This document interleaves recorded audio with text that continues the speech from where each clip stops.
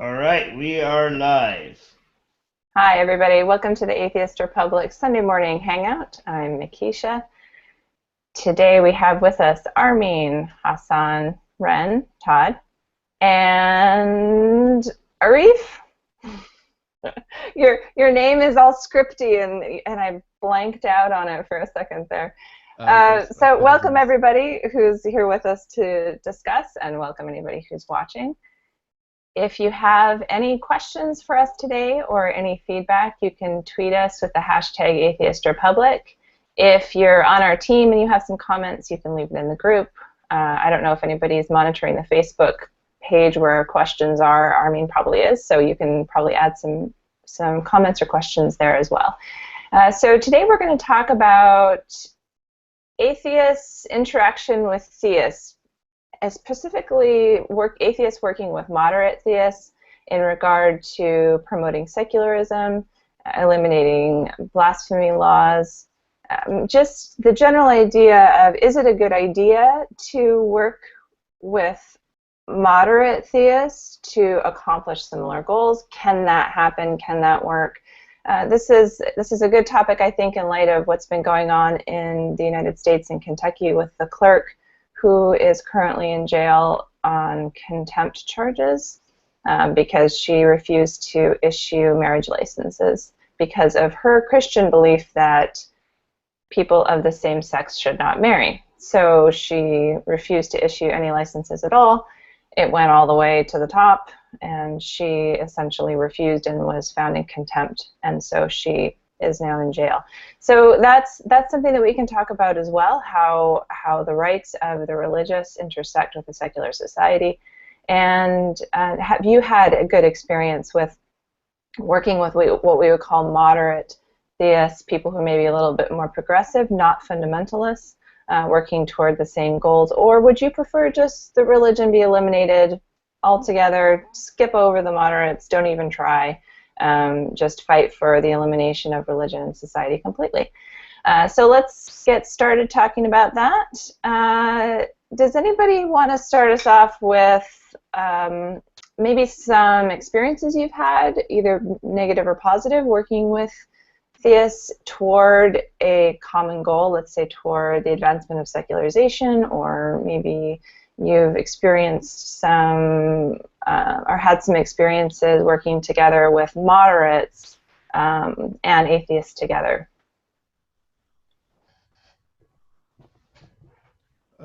Hassan, let's start with Hassan, and then we'll go next. You guys can message me on the side if you have that ability. Go ahead, Hassan.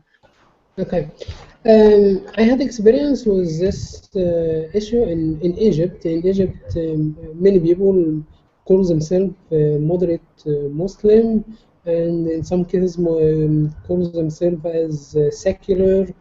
But in fact, when we are talking about secularization, that mean religion is just faith, and we have to remove any article or refer that in Islam is the official religion of Egypt, or we have to remove Islamic Sharia as a main source for legislation.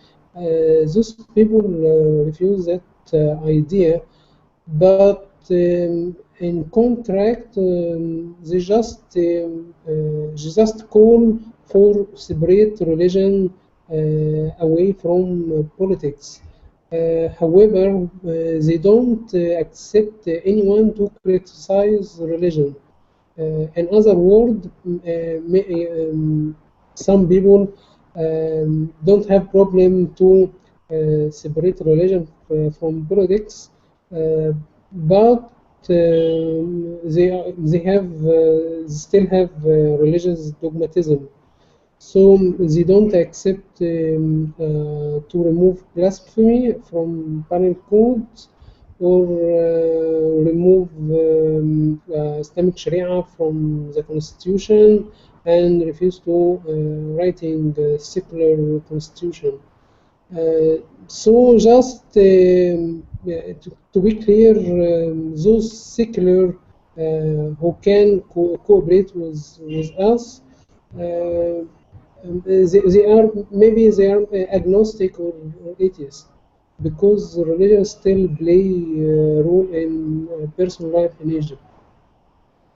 That's my experience. Thank you. Thanks, Hassan. And I think this is something that is important to bring up in this conversation, is that these terms of secular, moderate mean different things in different places, and whether or not that is possible to work out in any particular locale depends on the meaning of that and where people are lining up. And I don't, because I don't have as much experience with that, I appreciate that we have some people here who can maybe flesh that out for us. We did ask in one of the, I don't know what Facebook group it was that it was asked, but the question was asked if can atheists and theists who agree on the importance of freedom of speech work together against blasphemy laws. And one of the things that was said by a member called Dirk Brockman was that I don't believe any theists really believe in the freedom of speech.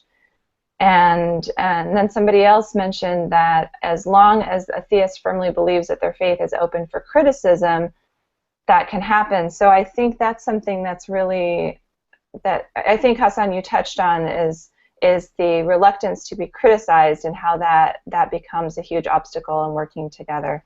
Would anybody else like to follow up? Ren.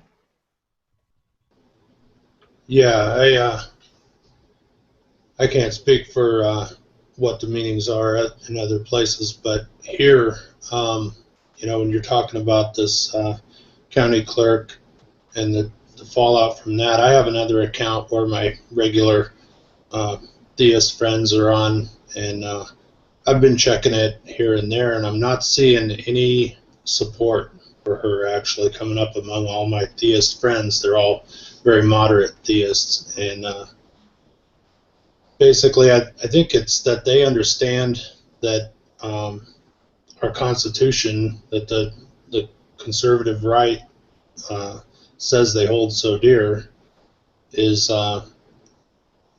this concept was invented in this country, at least, by secular theists and deists. There are people who were escaping a lack of religious freedom in Europe and valued that more than anything here. I don't think we can do it without them. Having the support of the secular theists and the moderates is critical. Without it, we won't have the strength to keep the fundamentalists from taking over, basically. Thanks, Ren. Armin. I just want to say, like, with regards to, you know, why wouldn't we work with some people that we disagree with on the topic of God? If we're not going to work with people that we disagree on one issue to achieve issues that we do agree on with, for example, like, let's say we don't agree if there is a God or not, but they agree that church and state should be separate. I have met theists that agree church and state should be separate.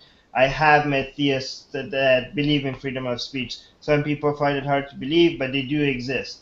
I still think that, you know, they're wrong about the topic of God, but like at least we agree on some other things. And I think, like, while I can challenge them on superstition on one hand, I can still find ways to work with them if their ways are effective for us to achieve common goals.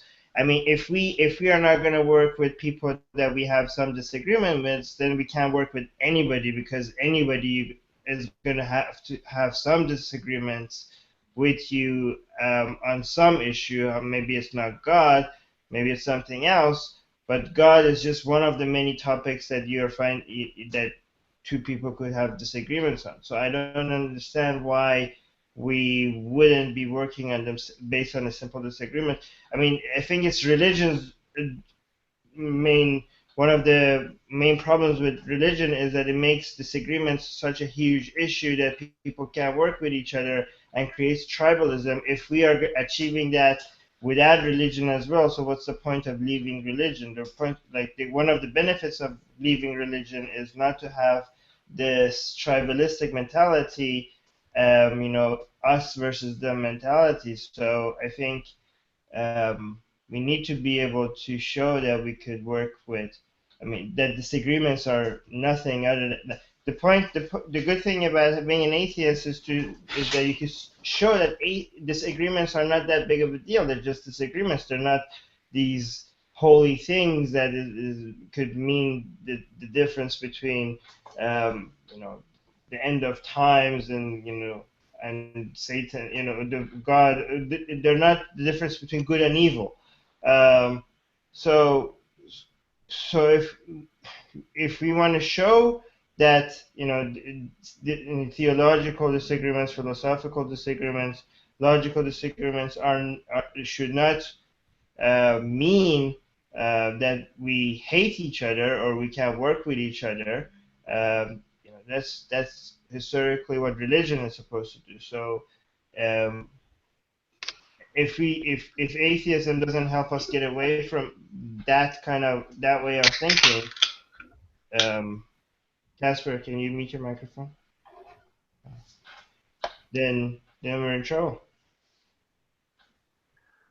Thanks, Armin. And I think this is one of the reasons why I thought this was a good topic, is because I do hear quite often atheists saying, well, or maybe I should say anti-theists, and maybe that would be a better question. Can anti-theists work together with moderate theists? But it's basically saying if my goal, the end goal, is to see no religion, then how can I work with a moderate who wants to see more moderation in religion but doesn't want to see the end of religion? And there is a lot of there's a lot of strong feelings against religion and oftentimes animosity toward religious people from atheists. And so but I do hear a lot of my more progressive religious friends really wanting to connect with atheists and to show that they're not like all of their crazy counterparts. And so there seems to be a real desire to sort of connect and work together toward a common goal, but I don't necessarily see that happening a lot in actual practical, real life. Todd and then Hassan wanted to respond to some things Armin had said. My experience, just to get back to the Kim Davis Kentucky thing, my experience with people, believers in my area, has been pretty much the polar opposite of that Ren described, in that the people that are posting here are just blindly supporting her, saying she's just exercising her free rights, or and everything. I said, well, and of course that's a whole other discussion. But it seems that they're, I guess, in my area would be more of what I would describe as fundamentalist. And I guess the key component for fundamentalism for me is that element that makes people feel as if they have to impose their religious beliefs on those around them. That it's more of a social dominionist type thing, that everyone has to, this is what's right and everyone has to believe this, and it's my quest and part of my job and part of my duty as a human to bring about that end. The people in my area are very reluctant to work with atheists, even to speak to them. I think largely because we're misunderstood. You do have a few people that will talk with you and everything, but it's more just to go back to their religious friends and say, well, hey, I know somebody who's atheist, and almost like, hey, I'm not a bigot, I know an atheist. That's almost akin to a white person saying, I'm not racist, I have a friend who's black. you know, as if that very thought doesn't, you know, isn't the core of racism itself. But I think whenever it comes to working together with people, I think it comes down to an individual question. You know, working with people to bring about social goals, to bring about, you know, those kinds of things. Personally, for me, I think it's possible, and I personally can do it. Because I see them as separate. I can deal with people who see every issue as a religious issue. You know, I see some issues as religious and some as not. You know, I think the problem comes in where you have someone who thinks everything is a religious issue versus someone who thinks that nothing is, and you can't have. They end up arguing about that, and they end up arguing about why they think what they think, rather than seeing that they actually agree on the ethics surrounding the situation. They agree that blasphemy laws are terrible. They agree that people should have the freedom to express, you know, whatever individual religious preferences, including none. I think they can. And I think those are actually two separate questions. What are we working toward, and, you know, why do you hold that? Why do you hold the approach that you do? Why do you approach it as you do? Religion erects all these just false barriers between people. It's a smokescreen, and it's completely made up. And I think the more they see people working together, they see religious moderates, you know, moderate theists working with atheists to bring about, you know, positive social changes. Maybe the people involved will start to realize we're really more alike than we are different, and the differences are largely artificial. And there's really no need for the religious component. It's completely extraneous and unnecessary. Maybe that's one of the things that can be brought about by more and more moderate theists working with atheists, if in fact they will. But I think the what and the why to me are two separate issues, very, very important issues and important discussions to have, but separate. I think that's a really good point, Todd, and one of the things that I'll clarify, and we can obviously, like we always do, go off on all kinds of different tangents here, but one of the specific questions we had was, can atheists and theists who want separation of church and state work together to promote secularism? And I was intrigued by the number of no responses we got in the Facebook group to that. Some just no, which is sometimes what you get when you ask a yes or no question. But we did get some people expanding on that. One of the things that Eric Wilmson said is that it could never happen because, and he's speaking particularly of Christians here, and I will summarize what he said, that Christians would hate to relinquish their power. And so the power that the religious hold is an interesting component, vital component when you're talking about, can the separation of church and state really exist, and is that something we can work toward? Because when it comes right down to it, at the end of the day, if you're talking about, you know, true secularism, there's a lot of power that's going to have to be given up by the religious. So Hassan is going to respond to some of the things Armin said, and then Casper, who has recently joined us, will chime in after that. Yeah. Okay, I just want to say that religion may be different in Egypt or in the Middle East from the West. Yeah, because in Egypt, even people who call themselves secular can't question the Quran or Christianity, and also don't allow anyone to criticize hadith or any verses from the Quran, even when they are secular. But in the West, maybe you meet Christian or can criticize Bible or can question Bible. So it's okay maybe to work in the West with theists because they don't see the religion as a dogma, but just a faith. But in Egypt here, religion is absolute dogma. So it's too hard to work with any Muslims or Christian on any this kind of work. Maybe as Todd said, social work, yes, it's okay because it is away from the reason. It's not about thought. So, but when you come to any activity related to thought, related to use your reason, they can't accept that. So that's just my point. Because the culture here in Egypt play big role because this led the religion as absolute dogma. Thanks. So Hassan, I have a question about that. Do you, and this is purely coming from, I'm just going to reveal my ignorance here.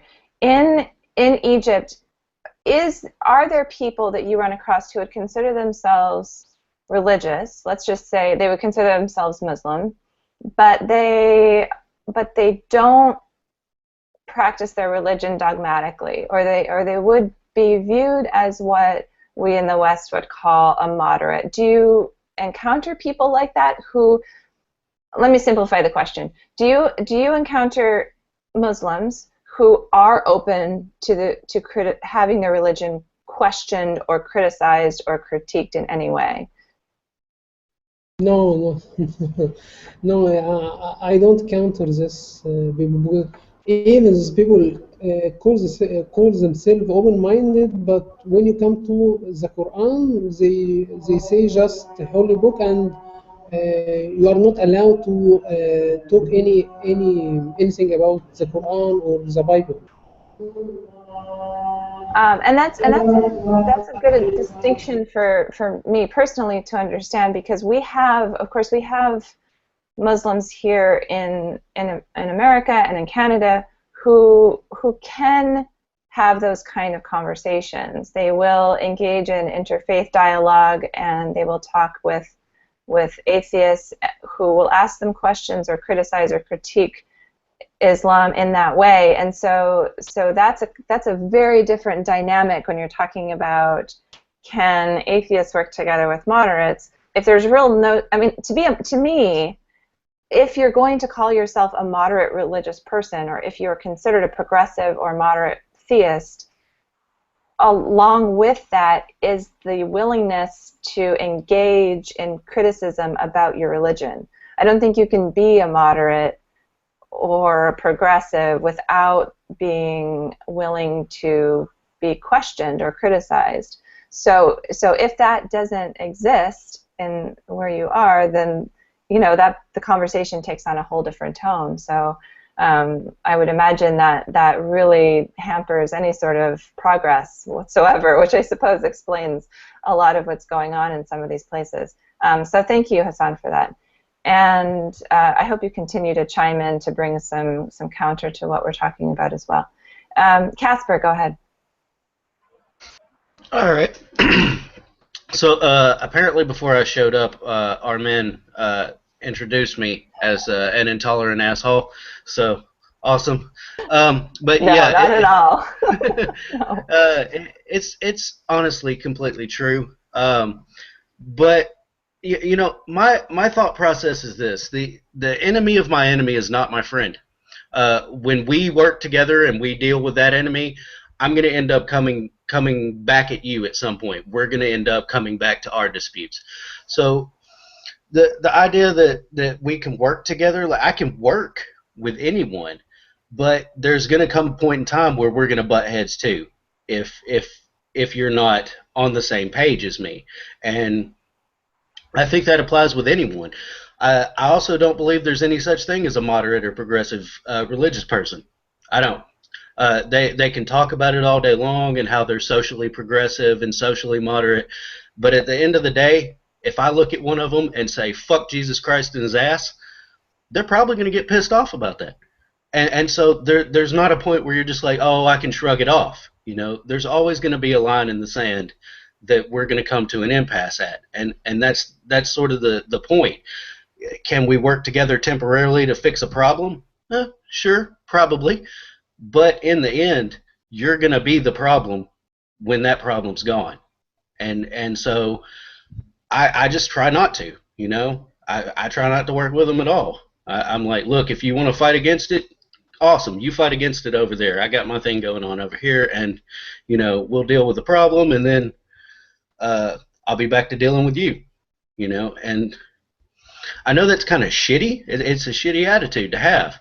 But at the same time, I've tried to work with people before and tried to be like, oh no, we can communicate and we can have dialogue, and there's always that line in the sand that I'm not going to censor myself, and I'm going to cross that line in the sand at some time, you know, and they're not going to accept that. They're not going to be like, oh well, you know, that's something to think about. They're going to be like, no, you're an asshole, and I'll be like, yes, I am.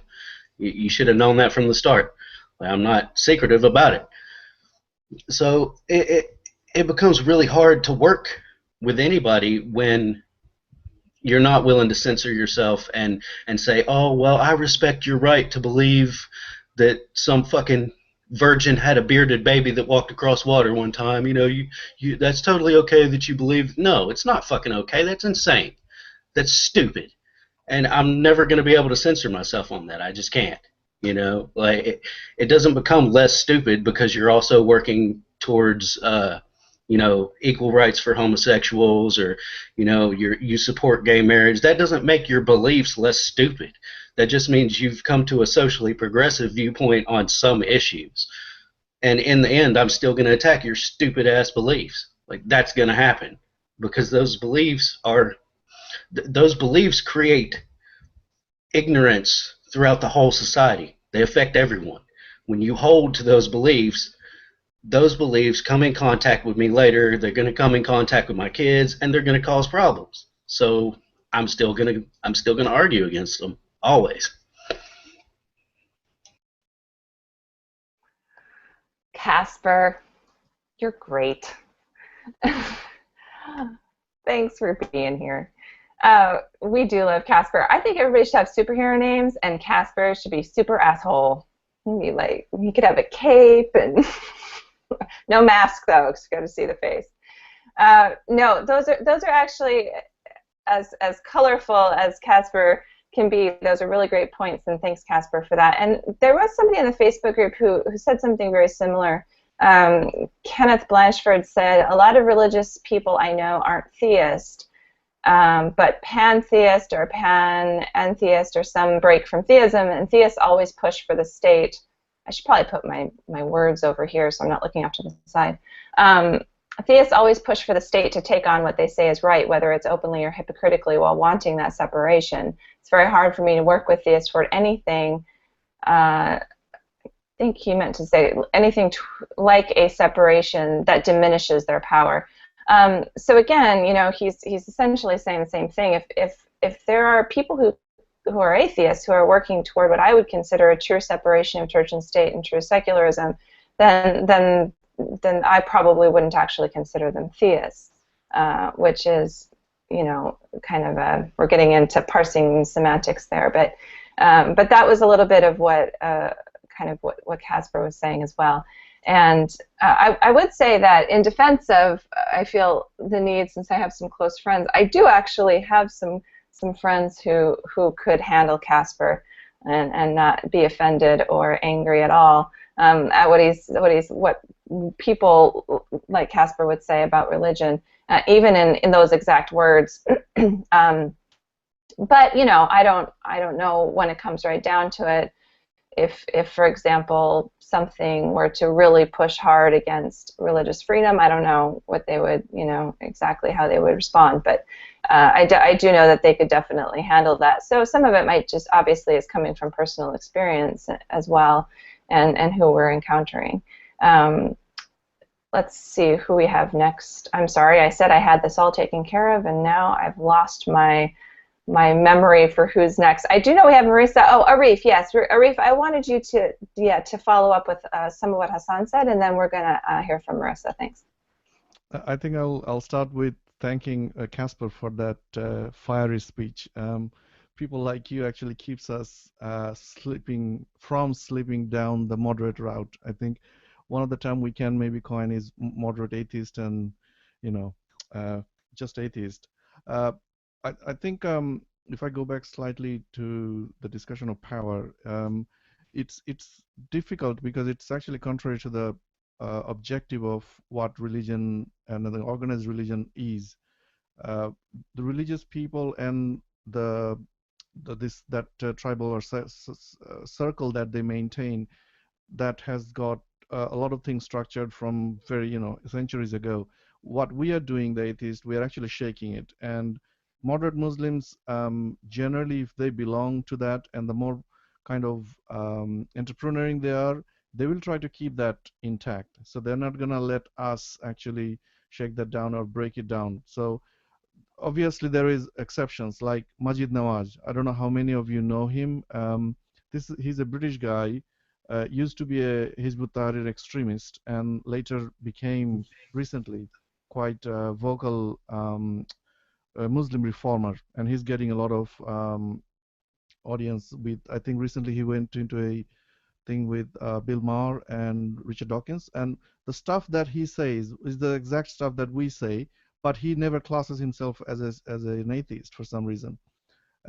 So it's about, I think, talking about these things, but also trying to fish out more people who are like him. Now, I think about working with generally religious people, the reason we are calling them religious because they are trained in a specific religion, and that training, part of the training embeds the thought inside of them is that atheists are actually vile and they have to be hated. And that's where I think the divide starts, is that the moment you say that I'm an atheist or I don't really believe in what you believe, their programming immediately brings up like a shade, and then says that you are a vile creature, so I'm not listening to you, or I'm not talking to you. That's general.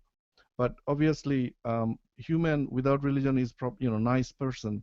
The more religious you are, the more not so human you become.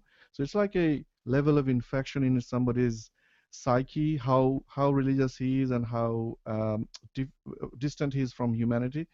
So if we can find out more people who has less infection and be more human in him, then yes. But I think that because religion is kind of progressing quite fast, and it's gone into education and gone into all sorts of media activity to make more religious generations, it's going to be even more difficult for us to actually find people like that. That's my general comment about Bangladesh. I can come back later, or if you want me, I can add some comments here. But our views about Bangladesh, because I work with Bangladeshi atheist arena, it's really difficult to work with even moderate Muslims, because the way moderates actually work, they would kind of like a chameleon. You can't really tell if they're moderate Muslim or not. Generally, they would pretend to be progressives. But the moment a question of decisiveness comes, they would immediately start bashing us, the atheists. And we have seen every time. The worst part is every time an atheist blogger is killed inside Bangladesh, we would see exactly the same. Those progressives suddenly start finding holes in our theories and finding really vile rhetoric in our writings, and suddenly we are kind of standing in a open street on our own. There is nobody surrounding us. But when things settle down, they come out from the holes and then start to say, yes, we definitely should find the killers, etc., etc. So when shit hits the fan, these guys are nowhere near to be found. So that's our experience in general. I know we have a lot of participants here, so I don't want to take much of time. That's from me for the time being. Thank you very much, Sharif. I would like to hear more as we go along, if it applies. So feel free to chime in. You don't ever dominate the conversation, so it's all good.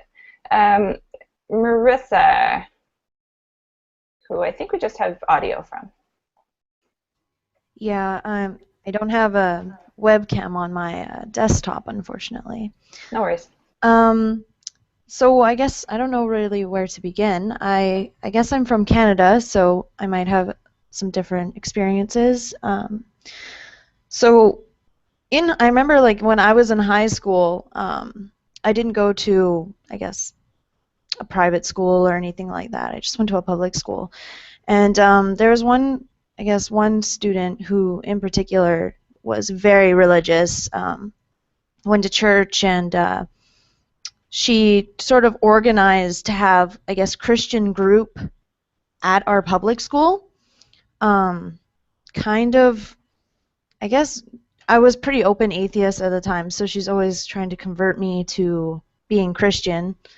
And I guess being an atheist, I was kind of open to kind of understanding like why she wants to go to these groups, like what makes her the way she is, kind of like what makes me the way I am, why am I atheist? So one day I kind of agreed to go to one of these Christian meetings at lunchtime or whatever.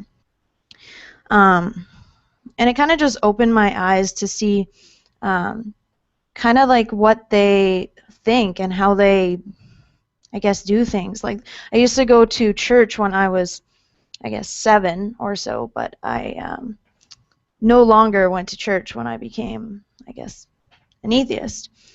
And the reason why they want, like, she would absolutely go crazy if I started going on about separation of church and state or anything like that, just because what she believes in her Bible and stuff, she thinks is true. It's history. You should learn all about that stuff. There's no reason for religion to be not taught in school because in her mind, that's what is right. Just kind of like she wouldn't take biology class because in biology class, the teachers are teaching wrong stuff. They're not teaching the truth. And like if we had a topic of evolution, which is taught in my school, she absolutely would go, that's against my religion. I'm not learning that. And I think that plays a role in why they're not willing to change, because they don't educate themselves on different things. They just kind of back away from it and say, nope, that's absolutely not, that's against my religion. I'm not learning that. I'm not taking that class. There's no way you can teach that. It's totally wrong, kind of thing. And I think there's many cases where science today is kind of proven against the Bible in sense, like how they think the earth is X amount of years old and we can use our technology that we have to show that that's just not even correct in any sense. So, and I think when you bring up even the littlest points, they just, well, how would you know? You weren't there. How would you know? How would you know how old Earth is? You're not there. And I'm like, you were not there when Jesus was born or something like that. And I think like you guys have brought up really good points about, I guess, moderate religious people. I have experienced those as well. I feel like they jump onto the bandwagon when you start going against religion. If you bring up something, then right away they jump on and they're like, whoa, whoa, whoa, like you can't go against my religion, even though they have never participated in their religion, if that makes sense. If they've never gone to church, they don't practice anything religious in any sense, but yet when you criticize their belief of God or the idea of God, then they feel like you're threatening them almost. And I noticed like a lot of things even in Canada where we're relatively free. We have relatively freedom of speech, I guess. Certain things still annoy me when, you know, I go to SkyTrain or it's like a train system and, you know, you see people handing out religious flyers and stuff and you're thinking to yourself, if this was turned around and I was the atheist handing out flyers to you, there'd probably be like a complete uproar if, you know, the tables was turned a little bit there. So, I don't know. I think that there's still a long way to go, and I know that in other countries, such as Egypt or so, it's probably a lot different. People just try to mind their own business, I guess, in Vancouver. Everything's just so work-related. But, yeah, I guess that's my little rant. Thanks, Marissa, for that. I do think, from my experience, I'm an American living in Canada, and it's people here generally do tend to avoid those conversations more than not. There is a desire to just sort of live and let live, especially here in Vancouver. That it is good in the sense that you don't have to deal with it as much, but it also really limits these sorts of conversations or engagements and the ability to go any deeper. And I do think in that context, in that particular environment, the more extreme religious views do tend to rise to the top because they're the only people who are willing to talk, which is what kind of makes me think about the whole engaging the moderates issue as well. Is sometimes change happens incrementally, and I do wonder if sometimes it's better to try to work with people who can maybe bring everything down from the extremes or in from the edges. So people, for example, moderates who can maybe talk to their own people who are a little bit less progressive to get them to be more progressive and incrementally move everything a little bit away from the edges. And then that might help the conversation progress. One of our commenters did talk about that essential thing, and let's see if I can find the comment. It was from somebody from Norway who said, I think this person's name is Jan Evensen. We did so in Norway 100 years ago, but it took 100 years to do it too. With the state church, we controlled the extremism, and over time we killed religion. This is why we could separate the church from the state, and many religious people supported this. And I think that is kind of an example of what I was thinking. It is definitely a very time-consuming process, though. Casper mentioned something about Canadian ultra-politeness. I would actually call it Canadian ultra-passive aggressiveness, but that's that might be a little uncharitable of me to say. So Alex is gonna go next, and then Ren, and then we'll go from there. Thanks. Well, can everybody hear me? Firstly, because I'm on Internet Explorer. Yep, we can hear you. Okay. I am from rural Texas, so in my experience, I have never met what I would call a moderate religious person, because they're all crazy. For perspective on that, the most moderate religious Christian I know is a preacher. He's a youth minister.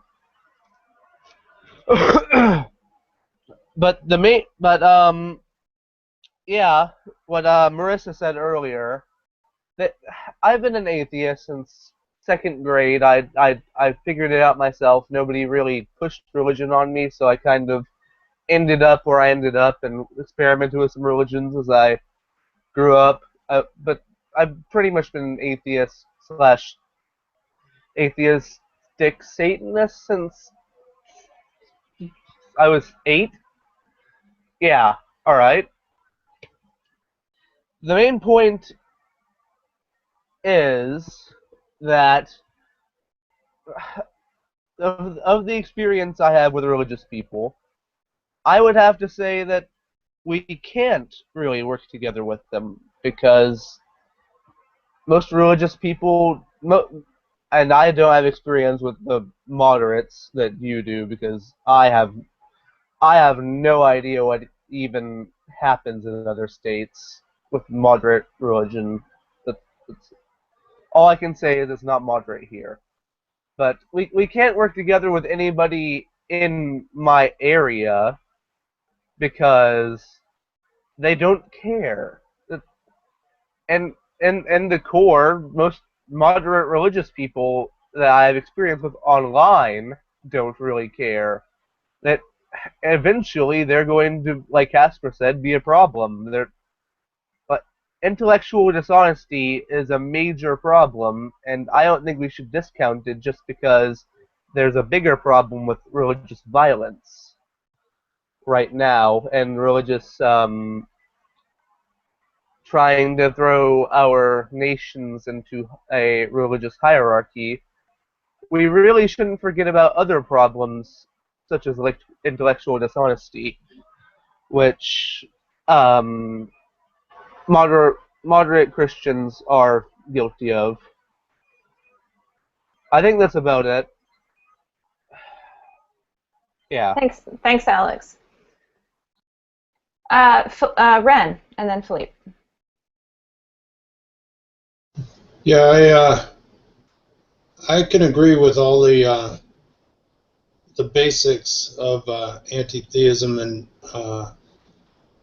I do believe that ultimately the conversation does come back to any unjustified claim, and we are going to have to talk about that. But you know, what moderate means to you is very different in different places. Here on the West Coast, Southern California, moderates in my circles are people that I can't even really say are theists. It's like very hard to tell if they actually believe this or not. Sometimes it seems they don't understand the difference between wanting to believe something's true and believing that it is true. In fact, I know a preacher that I would put in that category. And there are people who believe in all the secular ideas of government and the equal rights for everyone, and believe in evolution and global warming and all these things. They're not anti-science in any way, but they do still cling to some intellectual dishonesty. And my position on being willing to engage them politely and constructively, and enlist their help in this fight against fundamentalism, is that these are people that are going to flip one day. They're going to realize that they are atheists, some of them, and others will realize that they just didn't have a good reason for believing what they believed. I do think that holding beliefs for bad reasons is always harmful, but you can't bull people off of that. You have to let them work with the Socratic questioning long enough to get there themselves. But I can understand that people who live in other areas, the people who seem moderate to them, are very different people than the ones that I have to call moderates here. So I think that definition is what we're really running up against in this conversation. That's it. Thanks, Ren.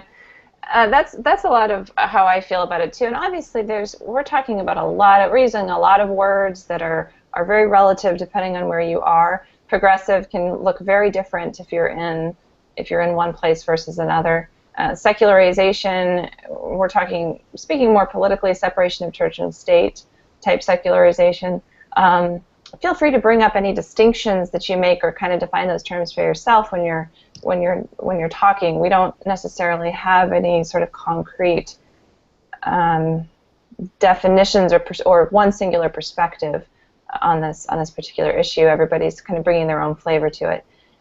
So Philippe, welcome, and you are next.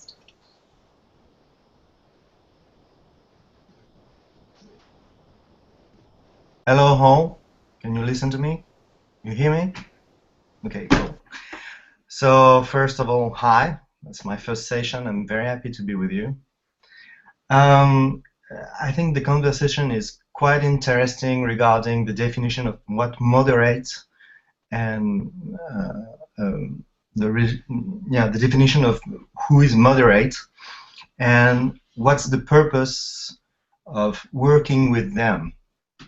For example, here in France, we have had this separation of church and states in the early 20th century, and it was a huge battle. I mean, it was fierce. I mean, there were dead people because the church didn't want to let go, and on the other hand, the minorities, the religious minorities, like the Jews, for example, understood very quickly what was the interest to have this separation between church and state, and that the fact that it was a private matter.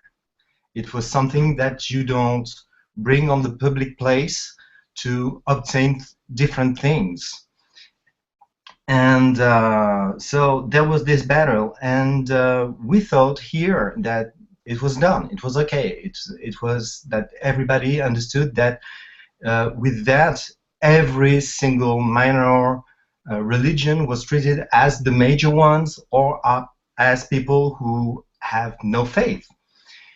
And so we had this backlash in around from the 1980. It's been this revendication of Islamic groups. They start to attack our system, saying that we're being oppressed, and we're oppressed because you are a racist state, because we are the immigration that come from your past colonies.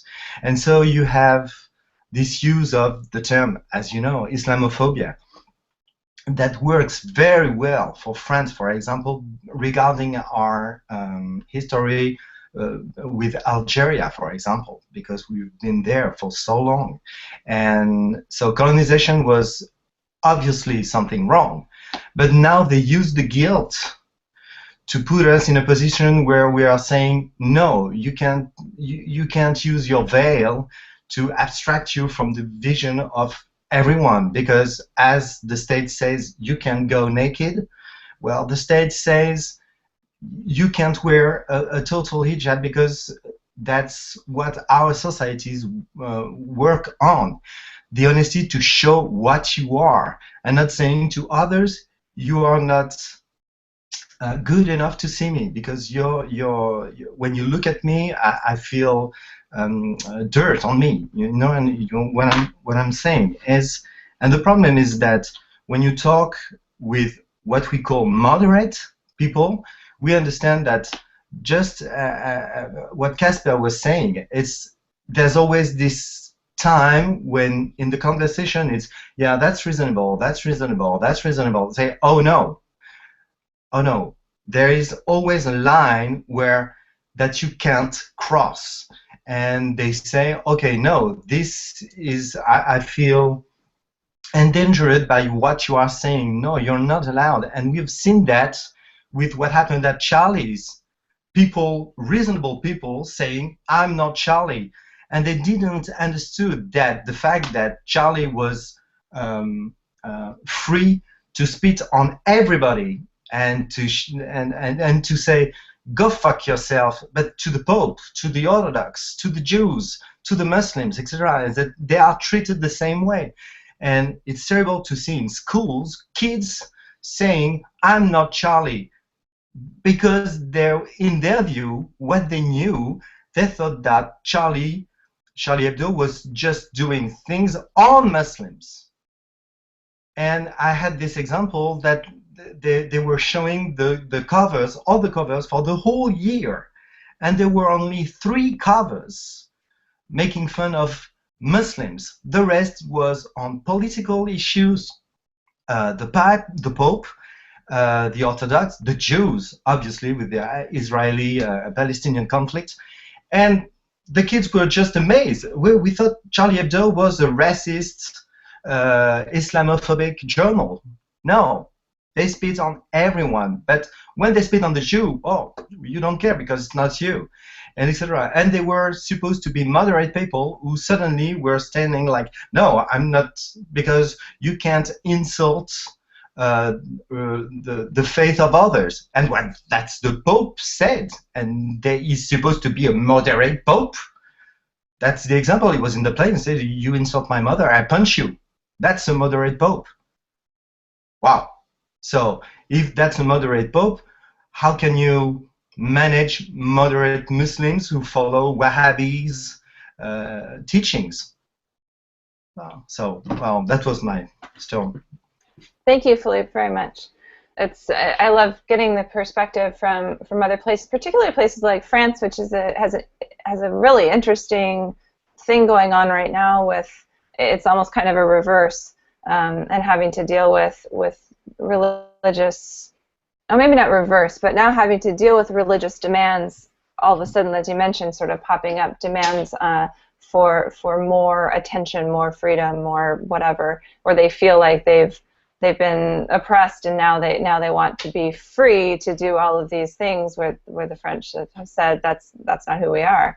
So it's an interesting thing to observe. How have you found, Philippe, the reaction from other religions toward this? I haven't followed it a lot recently, in terms of like what, for example, wearing the veil and things like that. What has the reaction been from Christian groups, things like that?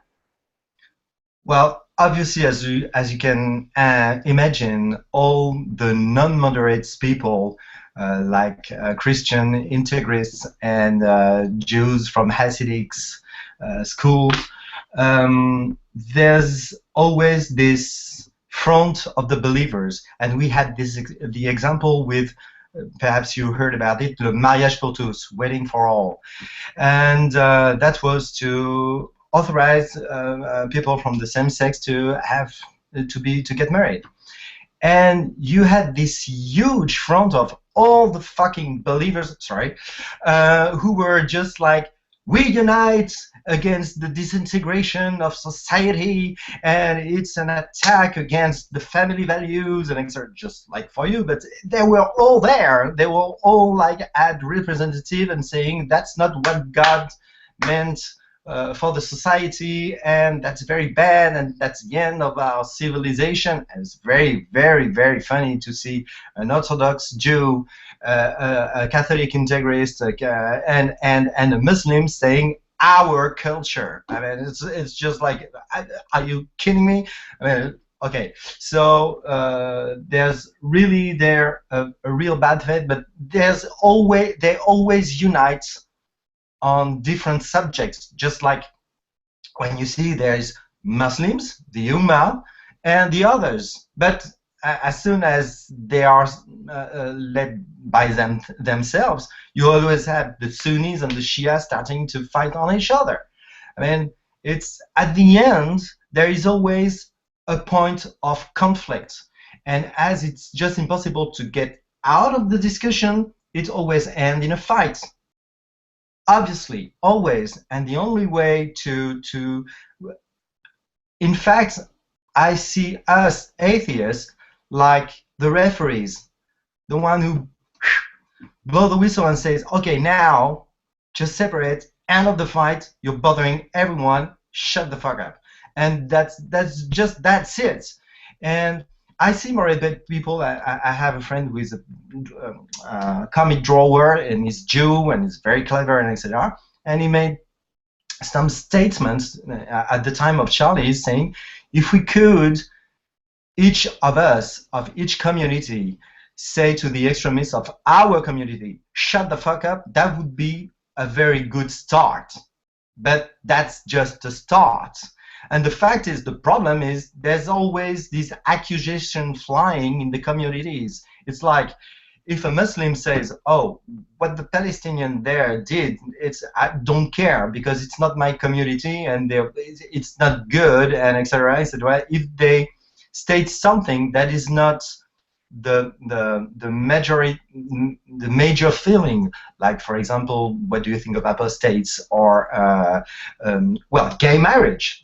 That's a subject in the Muslim community. Say gay marriage, what the hell? It's not just like, oh, it's dirty, pigs, and bestiality, everything. All the same arguments, always. Regarding the religion, it's always the same. And you can test it very, very easy, but it's just a start. It's wow, I got lost. No, that's really good. Thank you, Philippe. That's all really, really good points. And I think one of the things that has been said a couple of times here is, when the shit hits the fan, where are the progressives and the moderates going to be? And I think some people here have had experiences where it only goes so far. You know, the support, the let's stand together against a common goal, only goes so far. And that doesn't necessarily mean we don't take that step. You know, some people like me might be inclined to work in that direction as opposed to a direction like where Casper would go. The good thing is that we're all in different places, so we can hopefully work in different domains and different areas toward that common goal. Which is one thing that I love when we have these hangouts, is that we can show that not all atheists are the same. Not all atheists are working in the same space, in the same areas, doing the same things. And I think that that's actually really great, because we have a lot of different people that we need to talk to, and not all of them are going to listen to all of us. So Armin had a question for Casper, and then Marissa had a comment as well, and we can go over it by a few minutes if we need. I tried to make this quick because I didn't know if Philip was going to take the same subject. I know Casper was mentioning that he doesn't think that there's a way for us to work with theists. So I just wanted to give a real life example rather than just thinking of scenarios that could or could not be true. But for example, if you think about the past elections in Iran, we had the Iranians, they elected President Rouhani. And Rouhani, in Iran, he's considered a moderate, but by what passes as moderate in the United States, he's not at all moderate. He would probably never support separation of religion and politics. He would never support. I mean, I think, you know, based on what I know about him, he would never support gay rights or gay marriage or any of these progressive issues. But still, relative to a lot of religious people, a lot of other politicians in Iran, he's considered much more liberal, and he's a religious person. He's an akhund, which means a mullah in Iran. He's a religious leader. So, in fact, his education is based on religion. But the thing is that when Iranians went out and voted for him, this includes many Iranian secularists and atheists that saw him as their last chance, as their last hope, and because he was a person that wanted better ties with the West, better relationship with the rest of the world, didn't want to keep on fighting everybody in the, you know, and he was even though the government is against, a lot of the government at the time was against all that, the people in Iran, they wanted a better relationship with the rest of the world, and they went, because they all of a sudden saw this as their only chance. So many people just went out and voted for him, and he won by a landslide. So do you, and you know, I'm not gonna claim if the results have been good or bad, or is what's going to happen in the future. But the thing is that his election had real life implications on the entire planet, on everybody living anywhere in the world. So do you think if you were an ex-Muslim atheist in Iran, would you say, no, I'm not going to vote for this guy because I'm not going to support some guy that believes in fairy tales? Or do you see this guy as, like, you know, he does believe in fairy tales, but he seems to be a little bit more sane than the rest of them, and he's going to be able to bring our country out of this dark ages, maybe a little bit, maybe baby steps. So I'm going to go out and vote for him, even though I'm an atheist and he's a religious leader. So what would you do at that situation? All right, well, that's actually a really good question, Armin. Basically, this is the argument of the lesser of two evils. You know, basically you have a shit sandwich, and you have a sandwich that just fell on some shit, but you were able to wipe the shit off a little bit, and it's not so bad. So which one do you eat because you're starving? Now, is the option starving to death or eating a shit sandwich, or a sandwich with a little shit on it? And of course, like, I would have to choose the sandwich that just had a little shit on it and hope that I don't eat too much of it. So yeah, I would have to vote for that guy. You know, if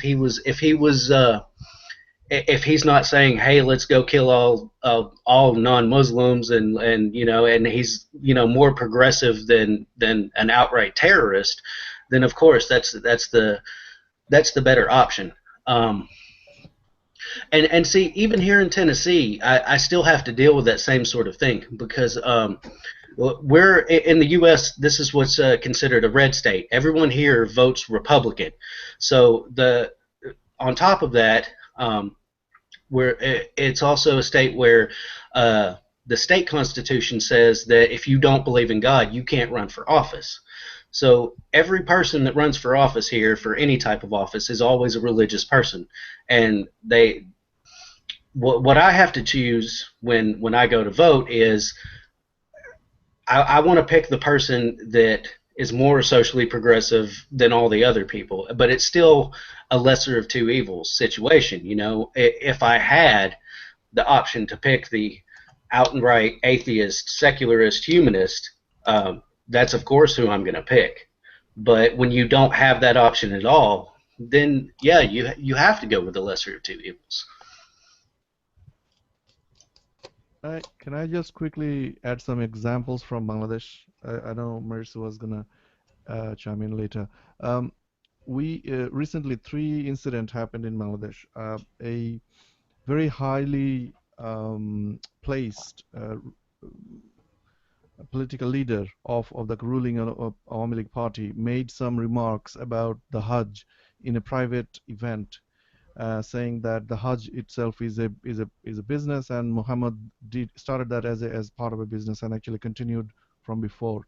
It was kind of a harmless observation remark, and I'm talking about this guy is one of the 5 people who would be chosen to lead the ruling Awami League party if the leader is dead.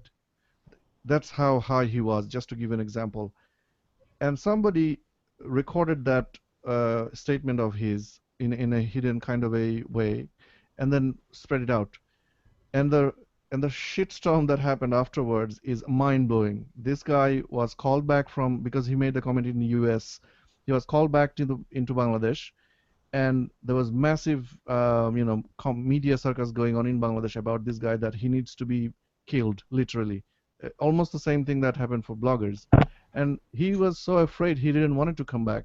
And after a few months, he did go back to Bangladesh. He surrendered himself to Bangladesh police, where there were like 57 different cases were filed against him.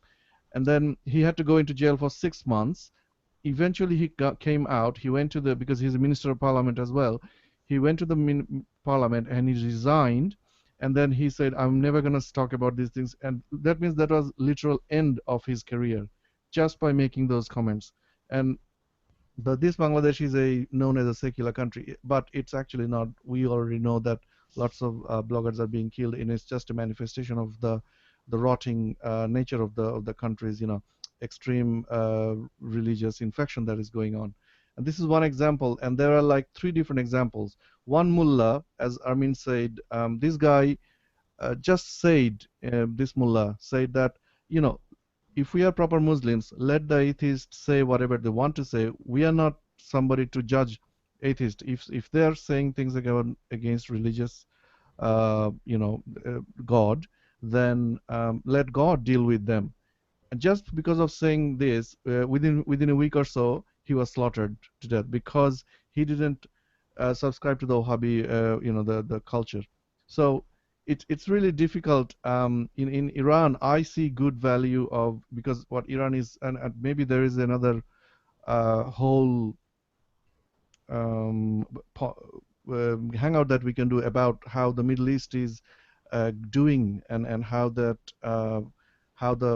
struggle between Iran and the Saudis are actually colliding, and the whole central power piece is becoming that may be a separate idea. But if you are heavily infected by the Wahhabists, it's really difficult to even be a moderate Muslim, let alone be a moderate voice. Just thought I mentioned that what's happening in Bangladesh.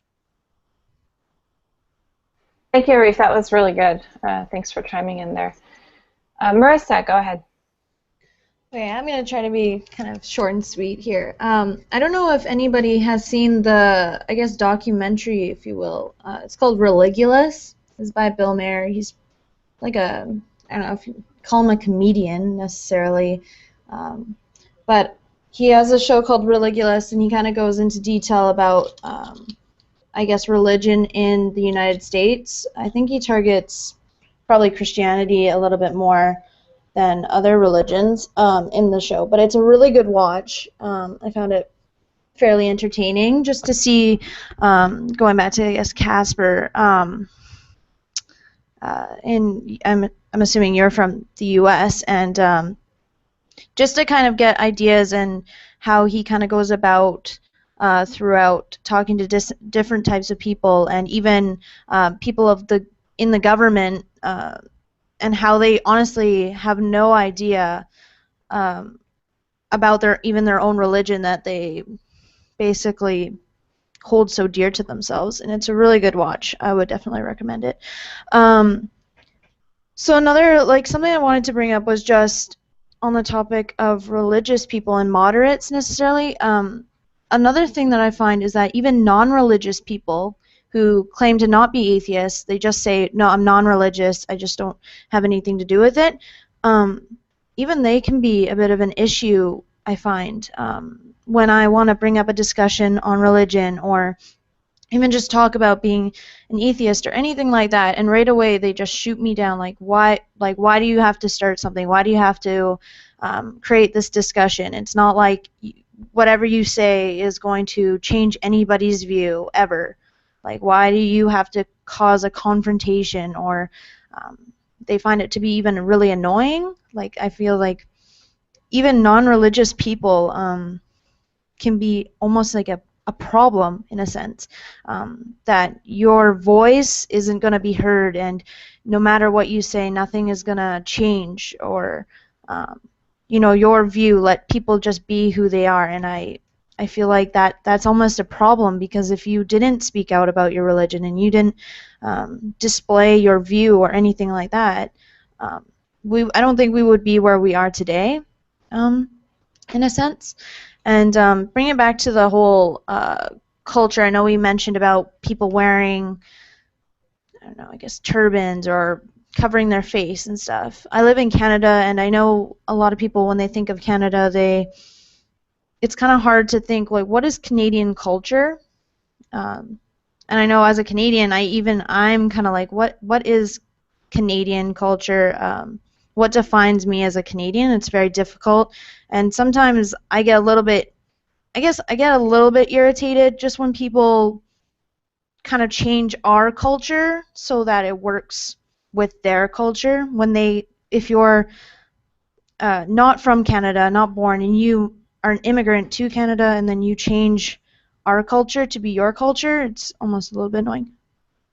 For example, with the RCMP, and people are wearing the proper outfit is part of our culture for the RCMP, and there was a man who changed the outfit so that he could wear his turban instead of the hat. And this was a big issue, because for a lot of people, not necessarily being racist, but like, it's kind of our culture, and then you're coming here and you're from a different country, or your religious views has now come here and you're changing the way that our country was because of your religious views. I almost want to not agree with that, in a sense, just because I kind of would like to have that kind of culture, and without religion kind of making an impact on the way we were doing things, sort of thing. Because you came here and you're wearing, and we kind of, like, if I was to wear, the old, like the flying spaghetti monster hat or whatever that some people are doing right now in my driver's license, there would be a whole rampage. But this guy coming here and changing our iconic RCMP outfit to wear his turban was, I guess, allowed. So I don't know. That's just my rant. Yeah, so I guess it's been really fun talking to you guys. I haven't actually been to another group meeting before, so thanks for letting me chime in with you guys. Thanks, Marissa, and for joining us, and thanks for that. I think a lot of what you said is also some of what Philippe was saying is happening a lot in France as well, or this, this question of this is our culture, these are our laws, this is what we've decided, this is the secular separation of church and state that we've landed on, and now we're talking about, listening to all the fundamentalists who are joining together, wanting all of us to follow their religion, which, obviously that's a whole, and I think that's another kind of angle on this conversation as well.